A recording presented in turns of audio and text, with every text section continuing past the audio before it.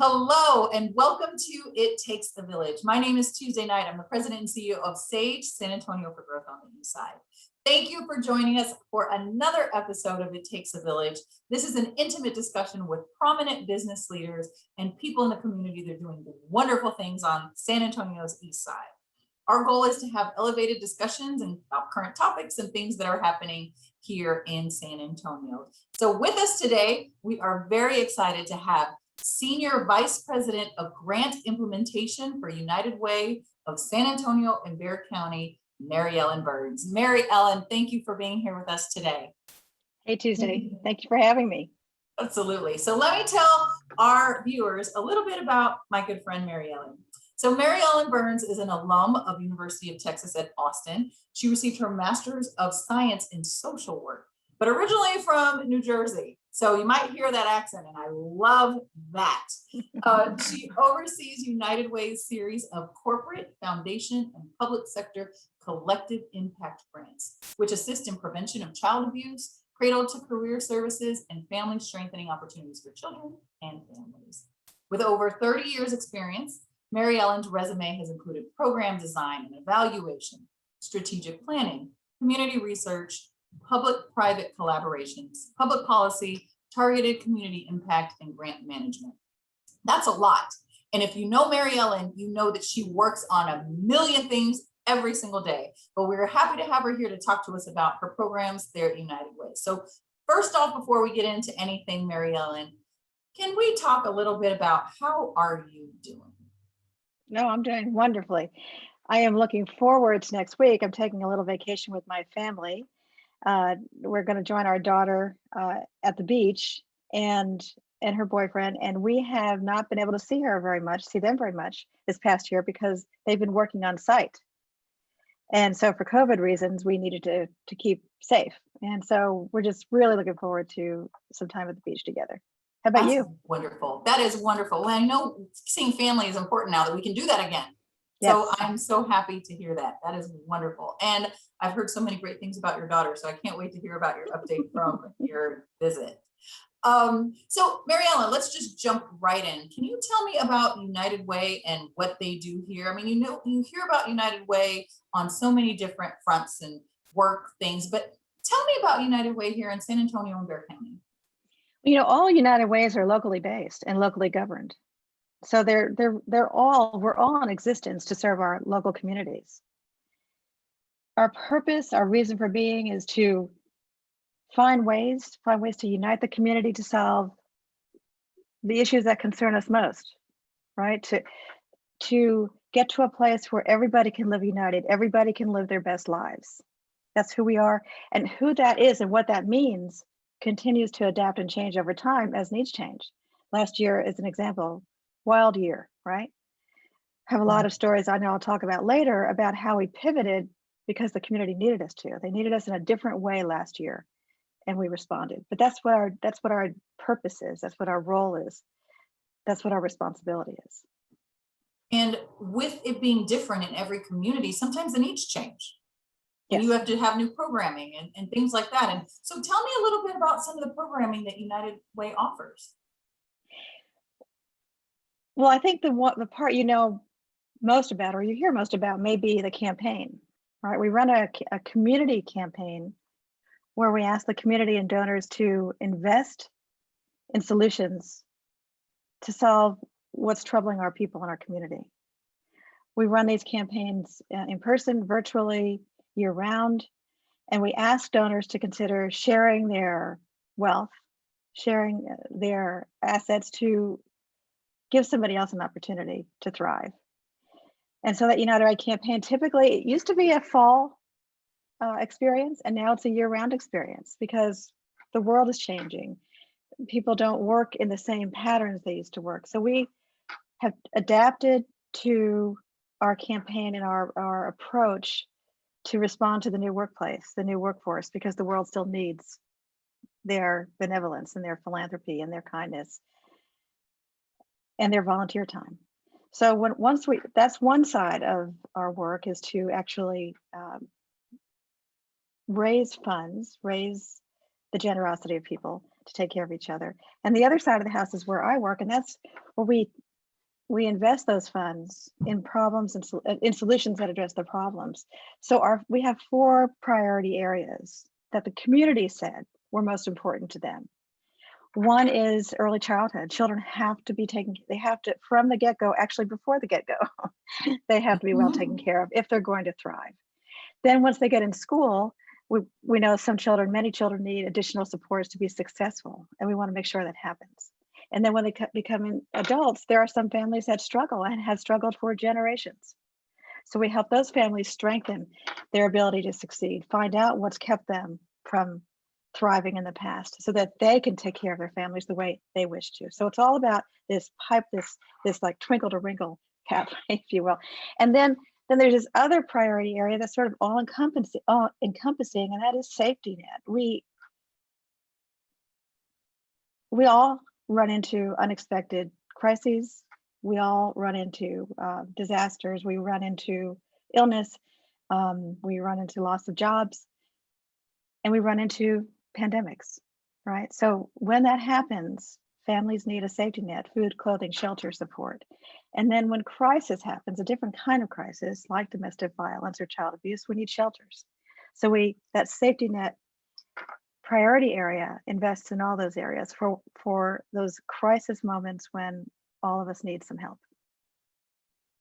And you talked about it just briefly a second ago when you said things change and things happen and people all need assistance. That can actually be the motto and tagline for 2020. So we saw that, the community really did come together in COVID-19, specifically here in San Antonio. We know that, but the community response was just amazing. And so the Community Response Fund that you guys created and other programs that you had to pivot, let's talk about that. So you're right. This community is very collaborative. It's very caring. It's really a small town, a big city with a small town mindset, because nobody's invisible. People really care about each other. And during COVID, there was no difference. People rallied immediately. And so one of the sectors that became inundated with requests for help right away were the nonprofits. They were already helping those who under great circumstances needed support. Well, now many people were out of jobs. Many people, more people needed assistance. So we established a community response fund with the San Antonio Area Foundation to help these nonprofits. We raised $6 million to help over 150 nonprofits during that time. If you think about other sectors that were affected, let's talk about the essential workers. They still had to go to work. Many child care centers were closing, or their schools were no longer allowing children to come. And so what were they going to do? They had to show up to work. They had no support. So we created an emergency child care assistance program. So we raised about $400,000 to offer, at the time, we extended this over time, 3 weeks of emergency assistance to parents or guardians who were essential workers.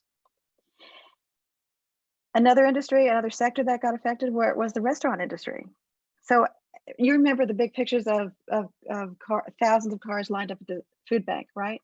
Well, they needed volunteers. So what we did was we partnered with an organization called Get Shift Done. I have to say that very carefully. And yes, we invested $800,000 to keep the food service workers who had lost their paychecks to be those volunteers at the hunger sites, at the food sites, right? So what a great pairing. They had the time, they certainly had the talent, and then we raised funds to keep them afloat while they helped other people. Interestingly, over 900 Bexar County residents collectively worked over 55,000 hours and earned over $500,000 during that period. They primarily served 4 nonprofits that were operating at 10 sites with meal prep, warehouse assistance, food distribution, and gardening. The organizations received just over $1.4 million in value of that volunteer service. And you're not going to believe this. During this period, this group of individuals provided meals for over 800,000 families. Wow. So the scale of that is sort of mind-boggling, but that's what happens very quickly when there's a need in San Antonio, the community responds. And it was just such a privilege to be a part of that. The other thing we did was there were also people who had the desire to volunteer and to help out. And so we launched a website called San Antonio for Good to gather volunteer opportunities and stories and data from nonprofits. What do they need and who is willing to help? So this online repository helped local charities, local organizations who were significantly impacted by COVID to connect to volunteers. So that was another, a gift and a response and a solution. The community coming together, uniting, finding a way to unite the need with the resource. The last thing I wanted to tell you that was, this is something that I'm particularly proud of the United Way board about, and that is that I would say by March, we realized this is not going to be a few week experience, right? We started really realizing the scope of this pandemic and the long-term impacts. So the board decided to lift all the requirements. We allocate $20 million a year in those 4 priority areas. On a quarterly basis, it's $5 million, right? Just to do simple math. In that last quarter, the board lifted all requirements and expectations of those funds to the nonprofits that we fund and said, do what you need to do to get through this, to support the families that are reaching out to you, to keep the lights on, to repair the damage. Whatever's happening, use these funds as the good stewards that you are to get through this. So totally lifted the requirements, gave them total discretion over how to use those funds to stay afloat, to keep those doors open, to take care of their own staff who were getting ill, whatever it meant to stay alive, to stay thriving, do it. Here's your fund. So that was a huge decision on the part of the board of United Way, but that's not unlike them. The question is, how does the community need us, and now how do we respond? So that was, in a nutshell, that's a glimpse of how we responded. But every day, opportunities and needs were arising, and we were linking them. So it was an amazing experience. It just kind of reinforced how extraordinary this community is. Yeah, absolutely. And, I think you mentioned it when you said essential workers, period. We heard about how they were supporting us, but who was supporting them? So that's great to hear. And I know that absolutely is a point of pride for you, because that's wonderful work. Thank you for doing that. So let's shift a little bit about some of the normal work that you do, which is day-to-day working with partners, partner organizations, even such as ours. But we have this small little thing on the east side called the Promise Zone. And you were very instrumental in helping get that off the ground and helping doing the work and things like that. Tell us a little bit about what that looked like in those partnering organizations, or even the growth on what you've seen since 2014 when we received that designation. I'm just so proud of the Promise Zone partnership and everything that it has achieved, faced, and prevailed. The persistence of the partners is another tribute to San Antonio. But in the early days, the Promise Zone followed 2 major federal investments in San Antonio, and that was the Eastside Promise Neighborhood and the Choice Neighborhood Grant. Eastside Promise Neighborhood being a Department of Education opportunity, and the Choice Neighborhood Grant being a Housing and Urban Development, a HUD grant. We also had a third criminal justice grant to support those 2. But so those 3 entities came together to say, we understand that this community has experienced significant disinvestment over 4 decades. What is it going to take to get that neighborhood back on track so that the residents can thrive and the neighborhood thrives, and therefore the larger community thrives? And so those were 5-year opportunities. And as we're winding down on those opportunities, we realized there was a larger agenda. It would take longer than 5 years to turn around 40 years of experience, of loss, of lack of investment. And so the opportunity for Promise Zone came around. And the beauty of the Promise Zone aspect of this was not only that it expanded the geography, the Promise neighborhood and Choice footprint was very, very small, 3 zip codes. The Promise Zone larger portion of the East Side just made sense to us, and it brought in a factor we really have been missing, and that's the economic development. Right? You can't. It's all about. It is about education. It is about families, but it has to be about economic development if the community is going to succeed. And so we were really pleased that this designation not only established an expectation of partners, but it insisted that we make a long-term 10-year commitment to seeing this neighborhood through to success. And so over time, through different administrations, the partners didn't change. The partners stayed the course. The North Star that we had all agreed to remained the North Star. And we all know, we have dozens of stories about how different it is now because we work together. We solve problems together. We find out that somebody's is experiencing a challenge with launching a new program, but that you find out it's the communication, or it's a conflict with another opportunity. There's no transportation, or there needs to be childcare, or right. And one of the things we discovered that Sage was really a critical player, and one of the many things that Sage played a critical role in was that, in a way, we weren't seeing the smaller nonprofits on the East Side apply for our grants. Hmm. And so Sage stepped up and did the back office operation. The grants, the accounting function of a nonprofit is no longer simple. It's very complex. Most nonprofits have 15 to 50 funding sources, all who have to have their data in their own way. And so the accounting can become very complex. Audits are required. And so this requirement was keeping too many nonprofits from even being willing to put their hat in the ring.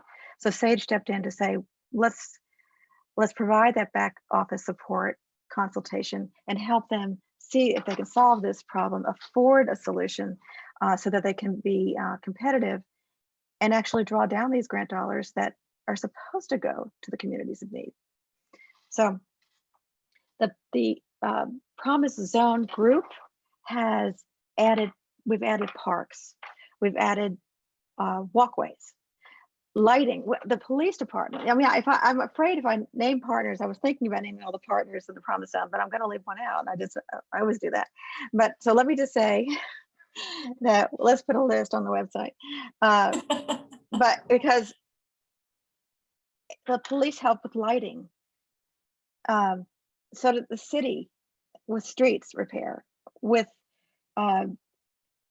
external environmental changes. The housing, Saha built mixed incomes. The old public housing is gone, and now mixed income communities are here. You think about the schools and all the work that look at the grades the schools are now receiving.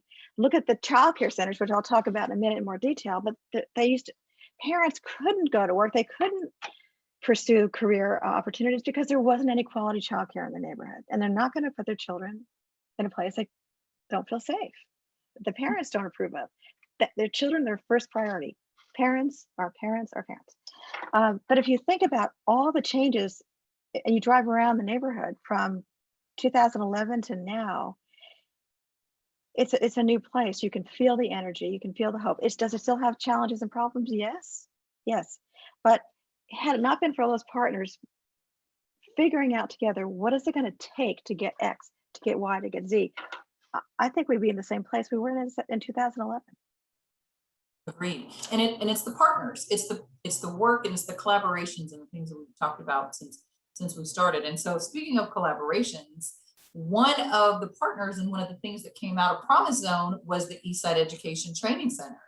And I know you guys support the ETSI. What type of programming do you have there? We do. We have, that is home base for our dual generation initiative, which is, if you want to get into that now, I can, or I can talk about that later. It's up to you.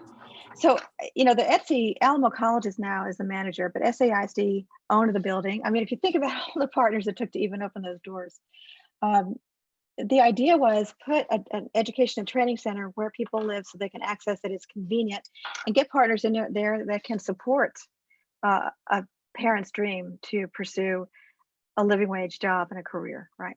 So Goodwill, and again, if I name names, I'm going to miss some, but the idea was co-locate to make it easy for the parent seeking, or the adult seeking, advancement in their career and economic stability.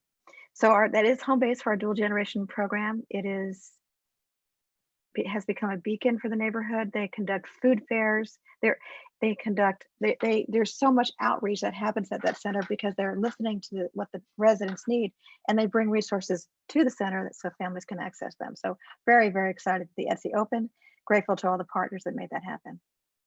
Wonderful. Okay, so now I want to hear more about childcare, because it's more than at the Etsy. It's more than at Dual Gen. It is something that, the essential workers that we talked about need, the people that are keeping our community open and kept us surviving during the apocalypse. Tell me some more about childcare. Let me ask you a question. Do you have any idea how many childcare centers there are in the Promise Zone? Bob, just guess. Goodness. Well, you know what? There probably needs to be more, but let's say 20. 112. 112. A little bit off.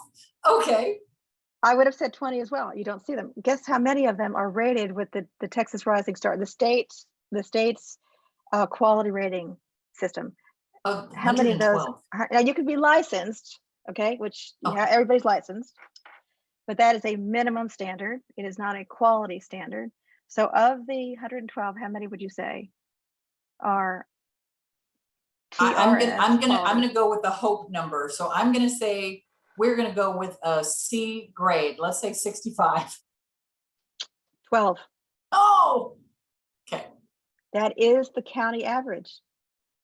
County average. 10 and 12% of the childcare centers in Bexar County are TRS rated. So we are launched. So we learned something in Promise Neighborhood and learned something in the Promise Zone about the quality of childcare centers. And these are really committed people. I mean, they are so dedicated to children, but they don't have any resources. Quality costs money. It costs training. It costs materials. It costs specific physical surroundings. So they just couldn't afford it. But they knew parents needed care for their children, and they opened up and they operated on a wing and a prayer and a lot of prayers, cared for the children. But are they operating in an optimal? Are they operating in an environment where children can thrive the way they need to thrive developmentally? Right, that is a challenge when you have multiple children. So we learned that in the Promise Zone and the dual gen work, that we had to improve the quality of the centers. We had to help them improve. They wanted to improve the quality. It's a misstatement to help them improve the quality. Support them in ways where they can pursue the quality they intended to pursue. Let me just put it that way. That is the real truth. And so in the Promise Neighborhood, all the childcare centers are now quality, and we have expanded into the Promise Zone. So right now we have worked with, of the 12 that are rated, we've worked with 7, but at United Way, we're expanding that to an initiative that, with the goal of 50% of all the childcare centers in Bexar County will be quality by 2025. That's a great goal. 5 times the amount now. And we started this on the east side. The parents talked to us, the employers talked to us and said, what can we do about this? And so we have to, as a community, as maybe even as a society, understand that early childhood development, if overlooked, is an expensive consequence for a child their whole life, throughout their education and into adulthood. And parents are so conflicted about going to work and supporting their families if they do not feel like their child is in an environment in which they will thrive. So we have to, families want to take care of themselves. They want to do well, but they have some conditions. And so we need to make sure that they have the conditions they think their child deserves, and they're right. Right. So we are really excited about this expansion, this new work that we're doing. And we have targeted the Promise Zone, of course, because we are a long-term partner to the East Side, and we're not walking away until it's done, right? So until it's done. So it's so important, when you think about St. Philip's, Alamo Colleges, Goodwill, Region 20, they all provide on-ramps for getting credentialing, right? So we're working with all those partners and finding out why is a parent or a person not pursuing this industry. And in the last legislative session, we started pursuing wage increases. It's a tough job, and it's not paid like a teacher in school. So their turnover is very, very high, right? And now you've got somebody, a credentialed person that you spend a year training, walk out the door because you can make more at a possibly at a fast food restaurant. So we've got to change the narrative on that. If we're serious about our children, serious about their development, we have to compensate the people that care for them um, fairly.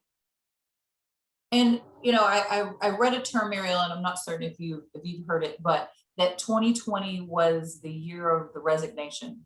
It was either purposefully or not on purpose, or layoffs and all kinds of things that we saw in the apocalypse last year. And so we know childcare is a big thing, but here in San Antonio, with it being so family oriented, some people are staying with their tias and aunts and abuelas and all of the family that kind of takes a village to raise a child.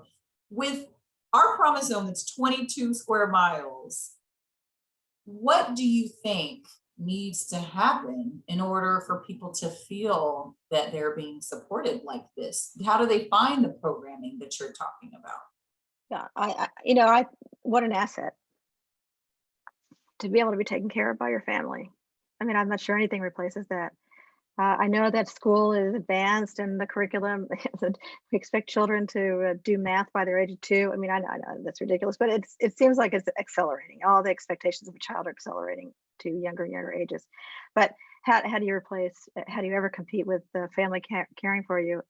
There's nothing that replaces that. So what we've done with that and we call that, they actually have a name for that called family, friends, and neighbor care. It's a beautiful asset of when a family can manage for another family member to take care of a child. I call it dine in and take out. It's not the official term, but so let's say for the child care centers, you're dine in. Well, there's many families who want to do takeout, right? They want to stay home.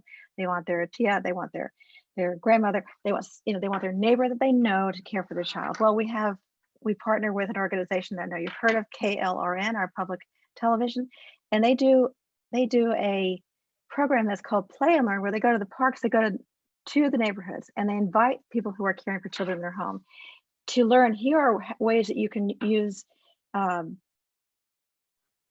things in your kitchen, in your regular items you have in your home to teach your children at 2, at 3, at 4, at 5. So we're really honoring that family, friends, and neighbor care by taking the village to the family. Taking the mountain to my habit. There we go. Taking the mountain to my habit. We don't want to ever say, and we would never say, that one is better than the other. Families will make their own decisions about their children, and we're going to honor those decisions and support them wherever they want to care for their child. That's great. So Mary Ellen, I know we've talked a lot about childcare. We've talked about job development and the ETSI and the Promise Zone. What else are you doing on the East Side? I know it's a lot because we go to your website and we promote your services, but I don't even know if we know everything that you guys support on the East Side. I think it's hard to keep up with, and that's because of how we're adapting to the changing needs, right? But before I continue, I do want to say that people call 211. That's a 24/7 multilingual hotline, information line. You don't have to keep up with all this. If you have a need, call 211, and that navigator will listen to what you're looking for, and they'll help you. They'll tell you what are the current set of resources in your neighborhood that you can tap into. Nobody can keep up with this. I mean, it's constantly changing. We have an amazing number of resources. So don't try to navigate that on your own, right? Just go to 211 and they'll help you work it out. They're just wonderful people and very patient, and they're very knowledgeable. But what I think the thing I want to tell you about is an amazing thing that happened a few months ago. We were the grateful recipients of a Mackenzie Scott $20 million gift, unrestricted. Well, the first decision that our Mackenzie Scott committee of the board made was to invest a third of that into the dual generation initiative. For the largest gift, the first gift. And so what that means is we now have a 5-year commitment to continue the work on the East Side, and we are expanding to the West Side.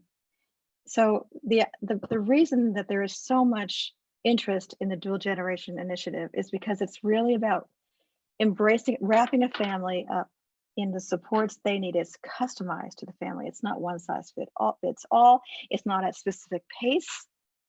It's what are you ready to pursue your career aspirations? If yes, what is that going to take? Some parents don't even have a GED, right? They can't actually enroll in workforce training because they don't have the literacy level. They don't have the basic math skills. Sometimes it's about transportation. Sometimes, a lot of times it's about childcare. So we actually provide subsidized childcare while they are pursuing their career interests.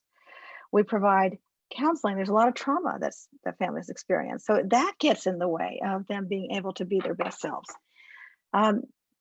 So the board decided this is where they wanted to put their first major investment to give families a sense of possibility and hope. So I think when you think about all the partners it takes to make that happen, we have system partners who are at our table to listen to what's happening in the field to see, is there something in their system that's creating an unintended barrier or consequence? Is there something they need to do? Is there another way they need to communicate? Is there a door they can open that they didn't realize was too difficult to open? So those system partners are the city, SAISD, and Workforce Solutions Alamo, and Alamo colleges. They're both a system partner and a direct provider.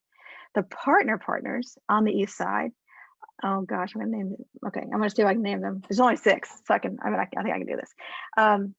We have Family Service, Goodwill, KLRN, Restore Education, which is that's the group that helps adult where they are educationally and helps them advance regardless of their literacy level. Autism Community Network, because autism and the diagnostics of that elude families, and they know something's not right with their child, but they cannot articulate it, they cannot get the support they need, so we needed them at the table. And then a new partner that we're proud of all these partners and thrilled, they're just stellar, is Chrysalis Ministries.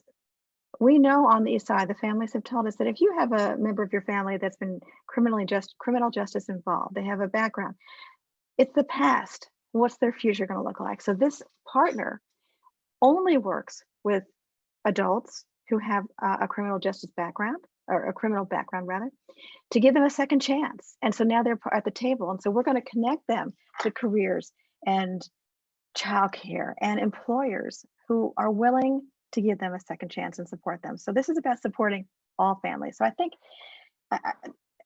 that we're going to expand this from 2 partners to 6 on the east side, 4 new partners on the west, 5-year commitment, financial coaching, therapy, parenting, childcare subsidies, and then a life coach that says, we know people stumble. There is no A to B. I don't know if you remember college, but I couldn't have gotten by without support, because you fail a test, the world's over, right? Your perspective is, I've ruined it, I've blown it. Well, no, you haven't. So you need a coach that has a broader perspective. So all the families that are in this initiative have a coach that's there to say, of course you can, let me connect. What's wrong now? What happened? We can get back, we can get through this, we can get past this, we can support you. So all those pieces together are really about working both with the 2 generations, hence the dual generation, the adult and the child, so that they can thrive, they can live the life they want to live and support themselves. So I think that's the one that I would want to leave you with, because it's the biggest game changer that the East Side developed. This developed on the East Side, and because of the experience of the families and that they taught us and all the partners taught us, we're now going to take this to families on the West Side. So that's a real tribute to the East Side. That is wonderful. Mary Ellen, thank you so much. I want to make sure, is there anything that we didn't cover that we need to go over that people need to know about United Way? I would say that the only way that we're going to continue to be of best use to the community is for the community to talk to us. If there's a need, call 211. But if you see that we're missing something, please let us know. Don't ever let us be an island, right? Our purpose is to serve the community. We are only there to serve the community, but we need to always understand what the community needs. So I would just say, trust that we are sincere. We have an extraordinary leader, a committed board whose only focus is helping people live their best lives. What does that mean today, tomorrow? What is it going to mean next week? Talk to us if there's something we're missing. Mary Ellen, thank you so much for this information. And people can visit you online where? www.unitedwaysatx.org. Perfect. Mary Ellen, thank you so much for being with us today. Viewers, that was a lot of information. She has given you updates about childcare, about workforce, about all the programs that United Way is doing. So if you heard something today, please make sure you go to that website that Mary Ellen mentioned. Thank you so much for being here. Thank you for your work that you're doing on the East Side. Mary Ellen, we feel your heart. We know how passionate you are about this, and we know that we need more people doing what you do. So thank you for being here with us. Thank you for sharing this information, and just thank you for all of your hard work. It's been a privilege. Thank you, Tuesday. Take care. So viewers, again, if you saw anything, please make sure you visit United Way of San Antonio and Bexar County. Again, this program, It Takes a Village, was created so that we could have these conversations and we could get the information directly to you. And so please make sure that you check out all of our past episodes, our upcoming episodes. And if you need anything, sagesa.org has all of our resources and programming there available to you. Again, this series is a result of our community needs. So the East Side of San Antonio, we are cheering for the East Side with all of our programs, all of our community leaders, and all of our business people that are here talking to us today. So again, stay safe, stay healthy, and of course, stay East Side strong. We'll see you at the next one. Have a wonderful day.